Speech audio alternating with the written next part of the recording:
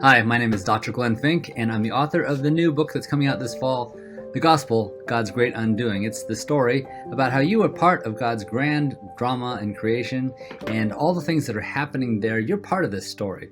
So we've been talking about how the universe was created and it was good, and then we talked about how we messed it all up. And we've been talking about whose fault that is and how that's gone here, what our choices were. And last time we talked about the choice between the tree of knowledge and the tree of life and how we chose the tree of knowledge. This time we're going to talk about two houses. You know, the Greek word for house is oikos, and from that word we get the word economy.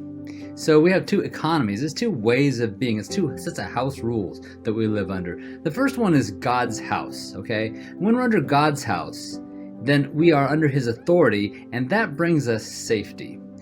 And with that safety comes a lot of really good stuff. You know, first of all, under God's rule, we have an inexhaustible supply of goodness and blessing. There's no need for us to grab stuff. We can safely put other people first. We can cooperate, and that's normal. Cooperation is just normal. Everyone just does it all the time. Competition is just for fun. And we can care for the weak, even though they may not contribute something to me right now. They're important because of who they are. There's no need for war. There's no need for fighting in God's economy because we have everything we need, and God's a good God, and he makes us safe. And we get our value from our identity and from our connection with who he is, not just what we produce. Each person derives its worth from the Creator himself. And so we all have worth because we're his treasure.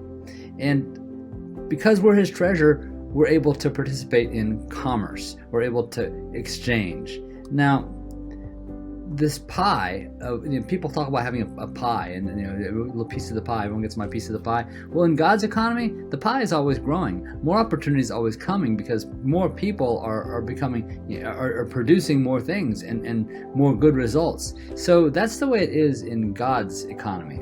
Now, if we build our own house, if we have our own set of rules outside of God's economy, other things can happen. We're not as powerful as the devil or as tricky as the devil is. And so he's going to take our house and make it his own house. He's going to captivate it. Because after all, if we don't have one strong God who's in charge of everything we all adhere to, it's going to be whoever has the most strength is going to be the one who wins. Might makes right.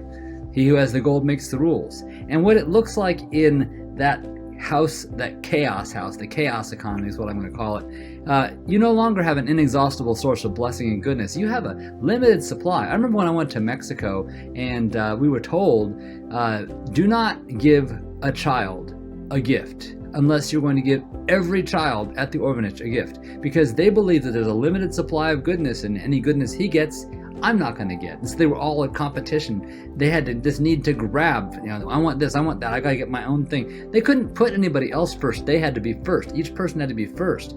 Cooperation, non-existent. Competition was everything, and it was dog eat dog. And this is the way it is in the chaos economy. Why should you care for the weak in the chaos economy? The weak aren't helping me get ahead in any way. So if I'm helping them, it's only because I'm getting something out of it. And frankly, I can't really think what I would get out of helping them.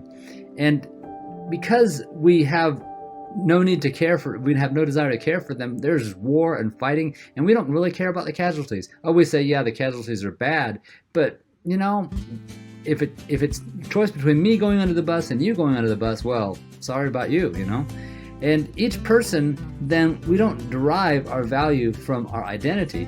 We derive our value from what we produce. And there's a set of metrics that we said, you did this, and this. We have evaluation criteria, and we say this person's worth this much, that person's worth that much, and this person's not worth anything at all. We make these choices because we don't have any source of value outside of ourselves in the chaos economy. And we're not the treasure in the chaos economy. The treasure, the dollar, the almighty dollar is the treasure, and we're going to serve it no matter what, and we're going to get as much as we can all we can get, and sit on the can. So in this chaos economy, the world is like a pie, and if you get a slice, I can't have it. And that's why we're always at each other's throats.